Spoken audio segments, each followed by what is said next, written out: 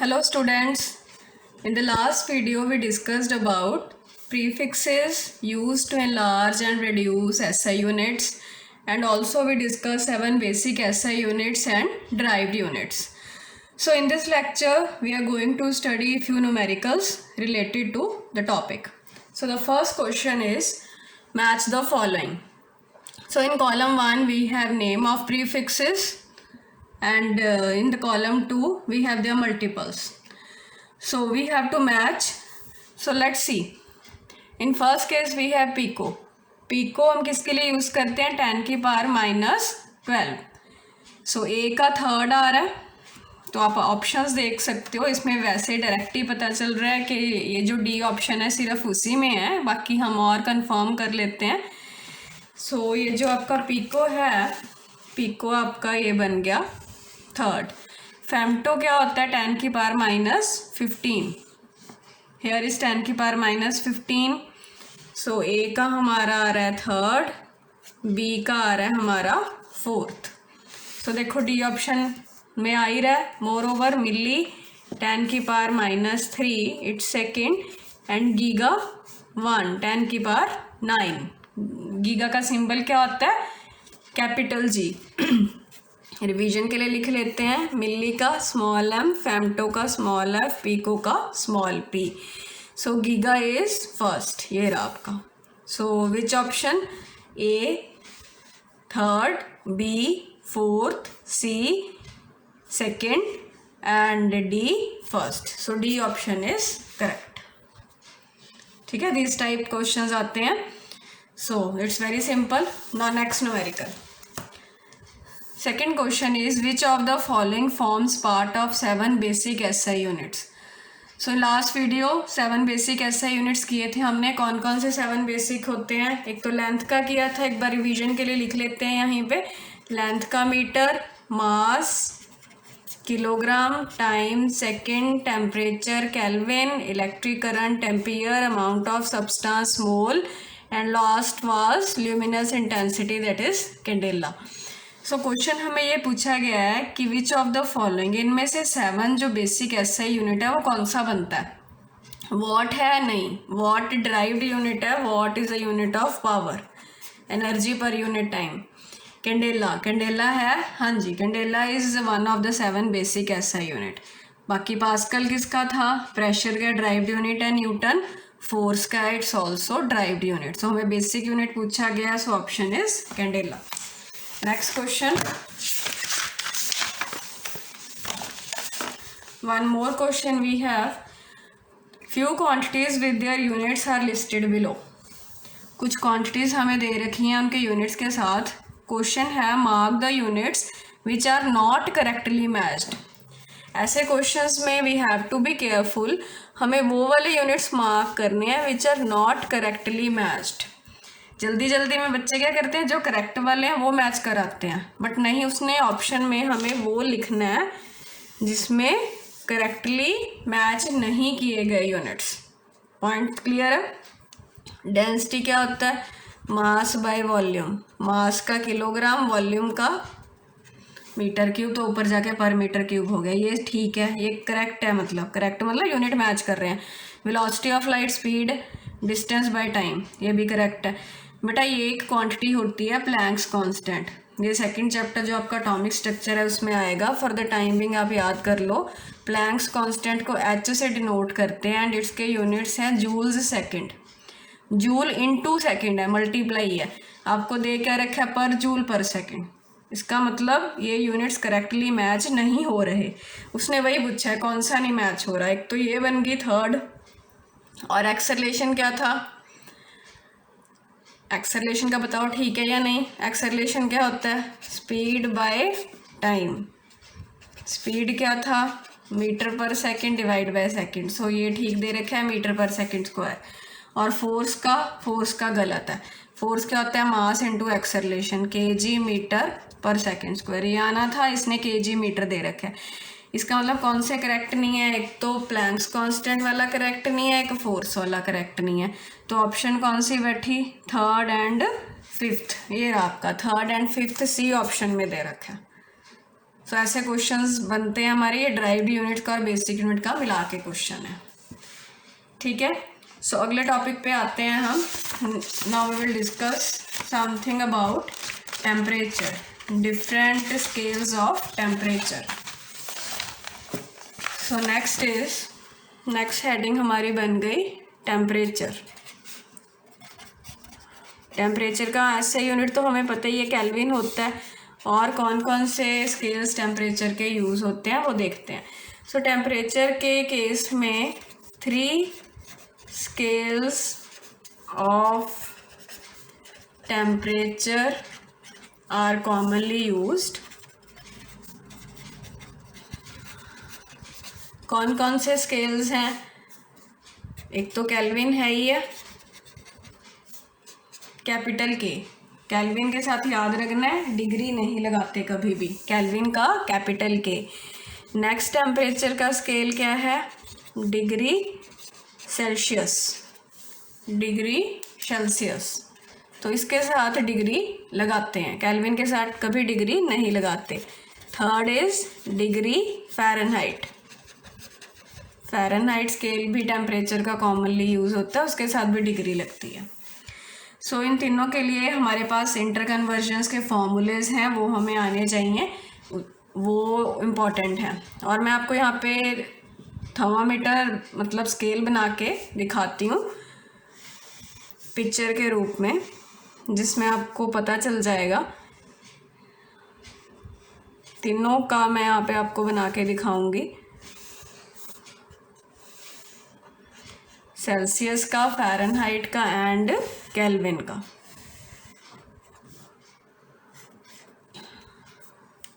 थोड़ा सा बड़ा कर लीजिए, ठीक है जी।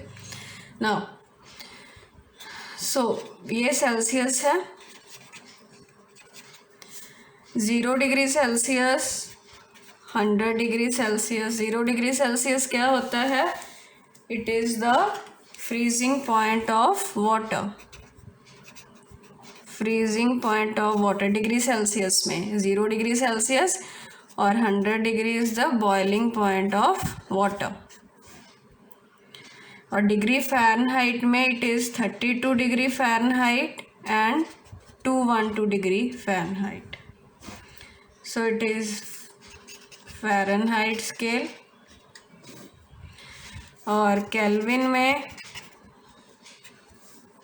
इट इज़ 273.15 एग्जैक्ट होता है, अप्रॉक्सीमेशन के लिए 273 ले लेते हैं, और हेयर 373.15 एग्जैक्टली, अप्रॉक्सीमेशन के लिए 373 केल्विन में, ठीक है। यहाँ पे आप के डाल लो केल्विन का। एंड 2-3 और इम्पॉर्टेंट टेम्परेचर्स आपने याद रखने हैं।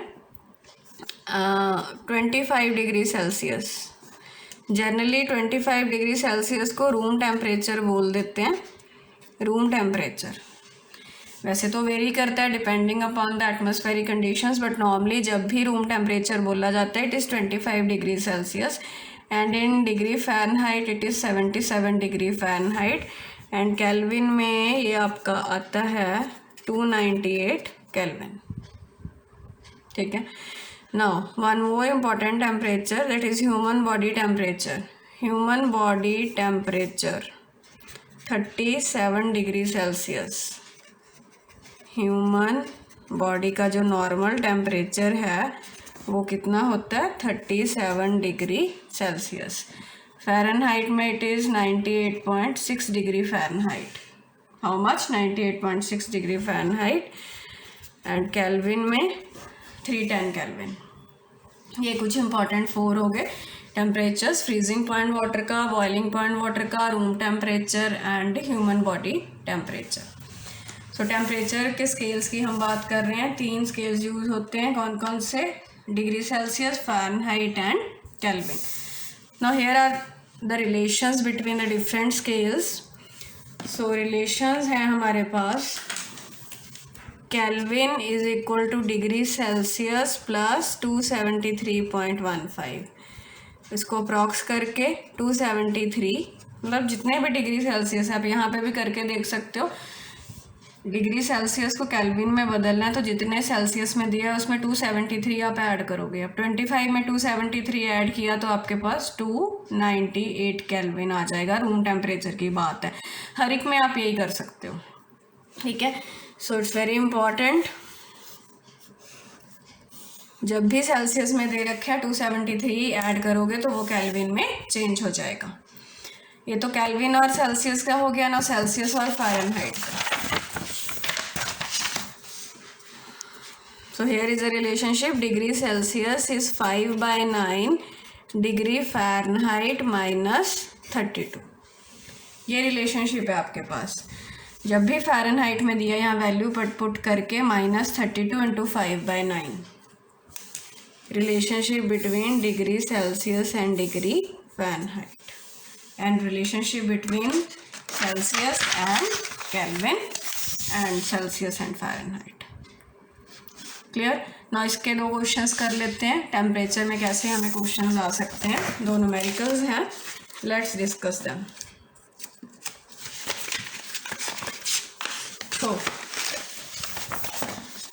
So first question is, on a particular day the temperature recorded in New York, कोई पर्टिकुलर डे में temperature recorded in New York was 60 degree Fahrenheit.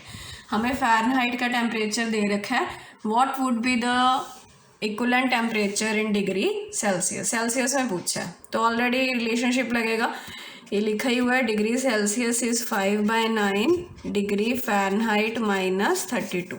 सो ये ध्यान देना, ब्रैकेट जो फ़ारेनहाइट वाला है वो अंदर है ब्रैकेट के। सो रिलेशनशिप याद रखना। सो 5/9 फ़ारेनहाइट में कितना हमें दिया हुआ है 60 -32, इसको सॉल्व कर लेंगे तो अप्रॉक्सीमेटली 15.5 डिग्री सेल्सियस का इक्वल आएगा। So answer is 15.5 degree Celsius. Simple conversion लगानी है, सिंपल फॉर्मूला लगेगा। Now next question, at what temperature will both degree Celsius and degree Fahrenheit scale read the same value. मतलब कितनी value पे दोनों का सेम आंसर आएगा। इसका क्या मतलब है कि डिग्री सेल्सियस और डिग्री फ़ारेनहाइट का जो हम रिकॉर्ड करेंगे वो सेम है। सेम मतलब लेट्स सपोज कि एक्स पे आ रही है ये वैल्यू, तो आपके पास रिलेशनशिप क्या है, degree Celsius is equal to 5/9 degree Fahrenheit -32। अब सेल्सियस पे भी वो एक्स ही आ रहा है और फ़ारेनहाइट पे भी वो एक्स ही आ रहा है, तभी ये कंडीशन फुलफिल होएगी कि दोनों रीड द सेम वैल्यू हैं। तो यहाँ पे आप एक्स की वैल्यू निकाल लो। सो सॉल्व करके देखो इसे, जो आपकी एक्स की वैल्यू है दैट विल बी -40। एक्स की कितनी वैल्यू आ जाएगी -40। सो -40 पे ये दोनों जो स्केल्स हैं वो सेम रीड करेंगे। सो इस टाइप के क्वेश्चंस आपके बनते हैं। नाउ नेक्स्ट टॉपिक इज, एक और नई हम टॉपिक स्टार्ट करते हैं, that is scientific notation. Scientific notation, ये कुछ बेसिक सी चीज़ें हैं, आपका फर्स्ट चैप्टर ही चल रहा है छोटी छोटी चीज़ें, बट ये आगे के लिए आपका फर्दर पूरा केमिस्ट्री समझने के लिए आपका बेस बना देती हैं। हाँ जी, साइंटिफिक नोटेशन क्या होता है बेटा, केमिस्ट्री में हम एक चीज़ है कि हम बहुत बड़ी और बहुत छोटी वैल्यूज़ दोनों के साथ डील करते हैं। और बहुत बड़ी जब मैं बोल रही हूँ, ऐसा नहीं है कि हमने यहाँ पे मान लो जी ऐसे ही लिख दिया 20,000 लिख दिया, ये बहुत बड़ी वैल्यू है, नहीं। बहुत बड़ी का क्या मतलब है कि जैसे हम इतनी बड़ी फिगर्स के साथ डील करते हैं, आपने सुना भी होगा जो एवोगैड्रो नंबर होता है, मतलब इतनी उससे भी ज़्यादा। जस्ट मैंने ऐसा लिखा, अब ये देखो ये नंबर कोई बहुत छोटा है कि बहुत बड़ा है, बहुत बहुत बड़ा नंबर है। सिमिलरली एक नंबर मान लो मैं और लिख रही हूँ, इतना कुछ ग्राम। अब माइंड में लेके आओ 0.1 फिर 0.01 और छोटा हो गया, 0.001 और छोटा हो गया, ये कितना है 0.00000 ऐसे करके। तो in chemistry we deal with very large and very small values. So ये प्रॉब्लम आती है कि जब इतनी लार्ज और इतनी स्मॉल वैल्यूज़ के साथ डील कर रहे हो तो कैलकुलेशन में काफ़ी प्रॉब्लम आ जाती है। तो उसको सिंप्लीफाई करने के लिए उस वैल्यू को सिंप्लीफाइड मेथड में लिखने का एक तरीका होता है, that method is known as scientific notation. वो कैसे लिखना है वो हम देखते हैं। सो पहले आप लिख लो ये लाइन कि इन केमिस्ट्री, प्रॉपर नोट्स भी साथ साथ बनाने हैं, in chemistry we deal with very large and very small values. So to make calculations easy,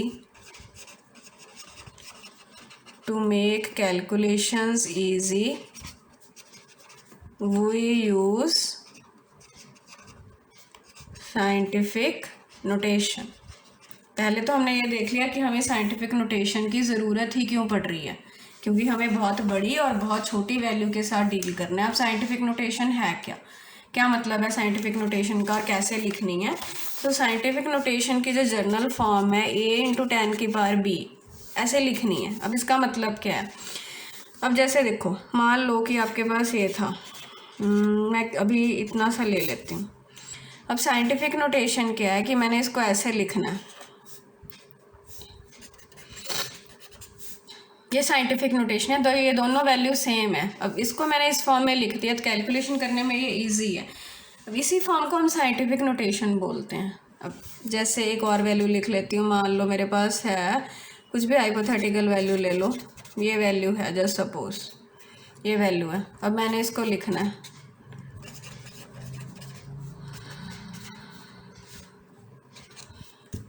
ये दोनों वैल्यूज़ भी सेम है। इस फॉर्म में जब हम लिखते हैं that is known as scientific notation.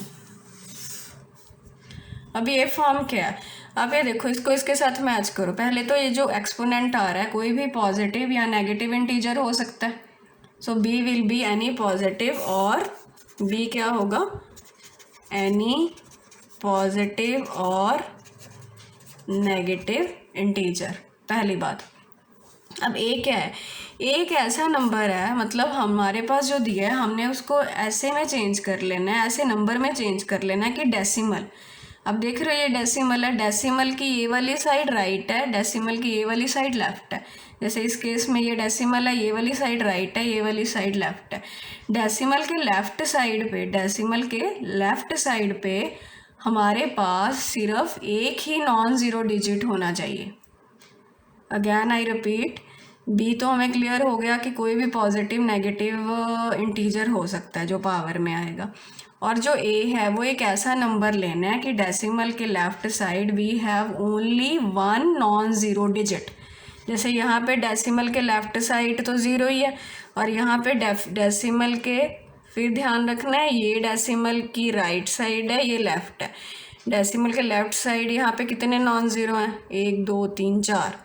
हमने उसको ऐसी फॉर्म में बदलना है कि डेसिमल के लेफ्ट साइड सिर्फ only one non zero digit is there. So what is A is a number, A ऐसा नंबर है having only one non zero digit to the left of decimal point.